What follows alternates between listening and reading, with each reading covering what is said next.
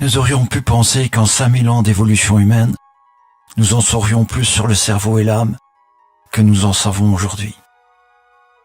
Nous croyons connaître notre physique, alors qu'en fait notre physique est faite de pure énergie, et celle-ci est contrôlée par notre âme. Nous allons vous emmener dans un voyage au-delà de la perception humaine, au-delà de votre propre perception.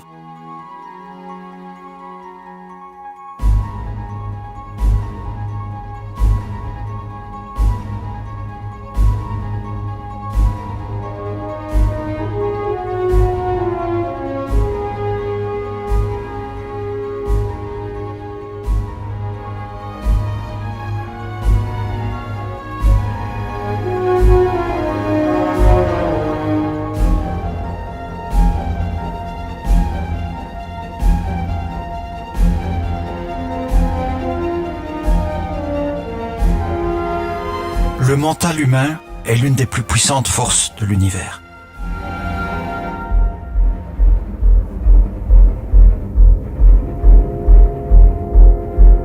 Vous allez apprendre à modifier votre ADN consciemment. Votre esprit dominera la matière dont vous êtes composé.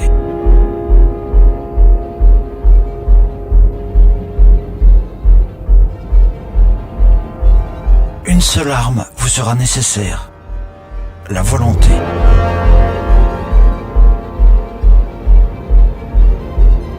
Pour réussir, vous devrez aussi abandonner des croyances que vous pensiez définitives avant. À vous de décider, évoluer ou stagner.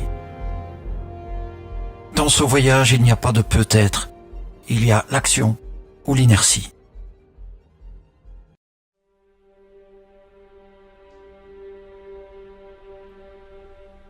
Dans l'univers, la gravité rapproche des particules d'hydrogène. Ces particules créent un plasma d'hydrogène dès que survient une augmentation de la température en provenance des étoiles. Ce plasma est présent aujourd'hui dans notre ADN. J'y reviendrai. Cette concentration d'hydrogène et de plasma d'hydrogène prend vie peu à peu. Mais la seule façon d'évoluer est de s'incarner dans un corps, d'abord primitif comme une amibe. Cette vie fragile et brève permet à cette parcelle d'énergie de s'enrichir d'expériences de vie, telles que les échecs, les réussites et les attaques venant du monde extérieur. D'ailleurs, nous en avons la preuve dans le domaine médical. Des virus attaqués par des médicaments mutent et évoluent pour devenir plus résistants. À chaque nouvelle vie, à chacune des réincarnations, cette forme d'énergie se développe dans des corps de plus en plus complexes et multicellulaires. À un moment de son évolution, cette énergie qui peut, à présent, être appelée âme, peut intégrer un corps humain, très primitif au début, puis de plus en plus évolué.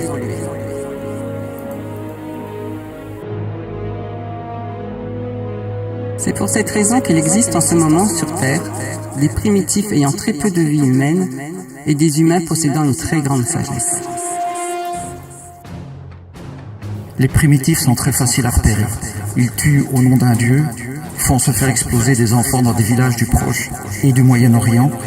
D'autres sont des machos, des pervers narcissiques ou des manipulateurs qui soumettent la femme, car ils n'ont pas suffisamment de confiance en eux pour utiliser autre chose que la violence pour soumettre.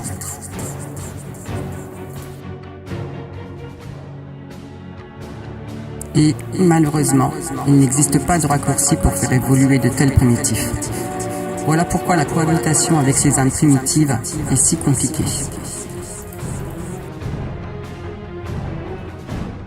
Alors, je devance une question. Pourquoi les primitifs ultra-religieux sont-ils tous originaires de la même religion et du même coin de la planète? C'est très simple. Lorsqu'une âme choisit un fœtus pour s'incarner, elle décide où et quand se réincarner.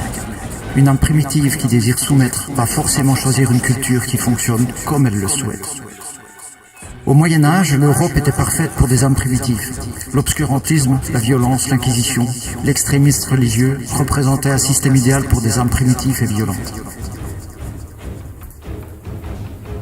Ce que je vais vous dire maintenant sera très choquant, d'autant que c'est réel, mais se voiler la face est le premier défaut de l'obscurantisme. Des âmes primitives très proches de l'animalité choisissent un endroit où leur animalité et leur violence sera acceptée et encouragée.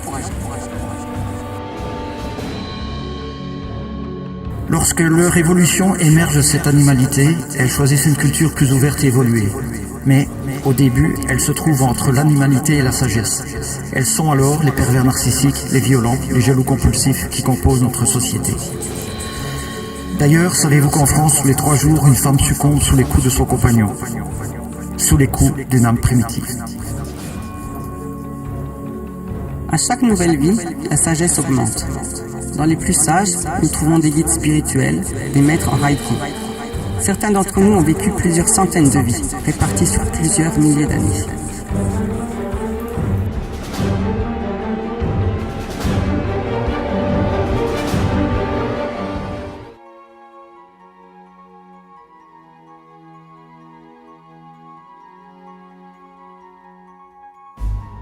Notre cerveau est la plus belle création de l'univers. Il est composé de 100 milliards de neurones. Chacun d'entre eux peut s'interconnecter à d'autres grâce à 10 000 connexions, soit 10 exposant 14 connexions. Et ce n'est pas tout, nous pouvons constamment créer de nouvelles connexions. Étant tous issus de la même source, la Terre, nos esprits sont également reliés par intrication quantique. La plupart d'entre nous l'ignorent car la société de consommation créée pour nous asservir a limité notre perception et nos connaissances. Mais tout est là, enfoui au tréfonds de notre âme, et il est temps pour vous de tout ramener vers la lumière. La Terre émet un champ électromagnétique. Celui-ci nous protège des radiations solaires, mais nous aussi, nous émettons un champ électromagnétique. Vous le connaissez sous le nom d'aura. L'électromagnétisme se déplace à la vitesse de la lumière et à une portée infinie. La preuve, nous pouvons voir des étoiles distantes de plusieurs milliards d'années-lumière. La lumière qui en est issue a voyagé depuis des milliards d'années et voyage toujours plus loin, sans fin. Ce qui signifie qu'après une seule seconde, notre aura électromagnétique, ou en tout cas son signal, a voyagé et se trouve à près de 300 000 km plus loin.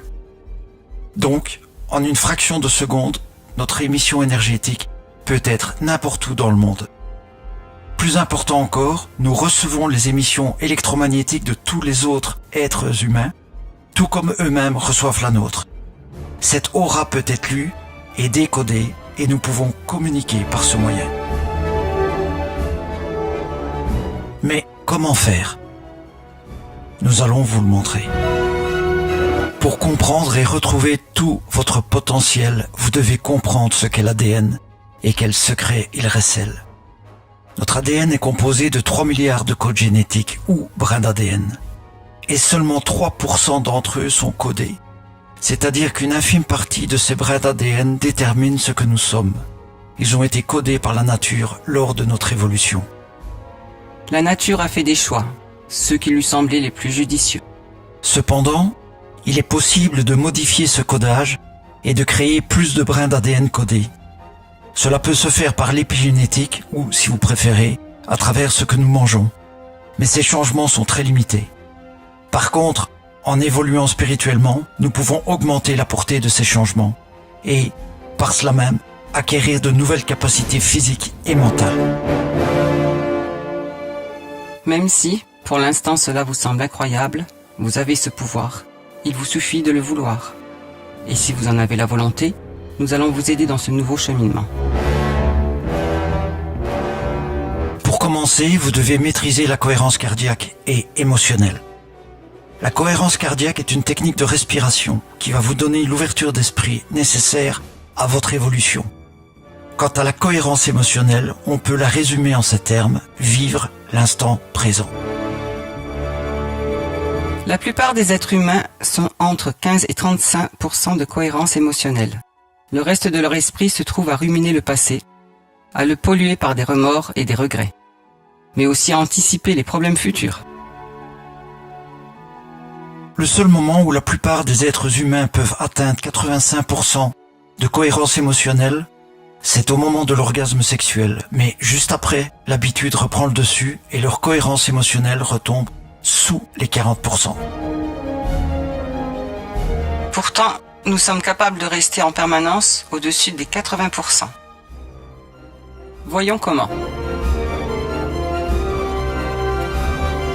Commençons par la cohérence cardiaque. Placez-vous au calme dans une pièce où vous serez seul.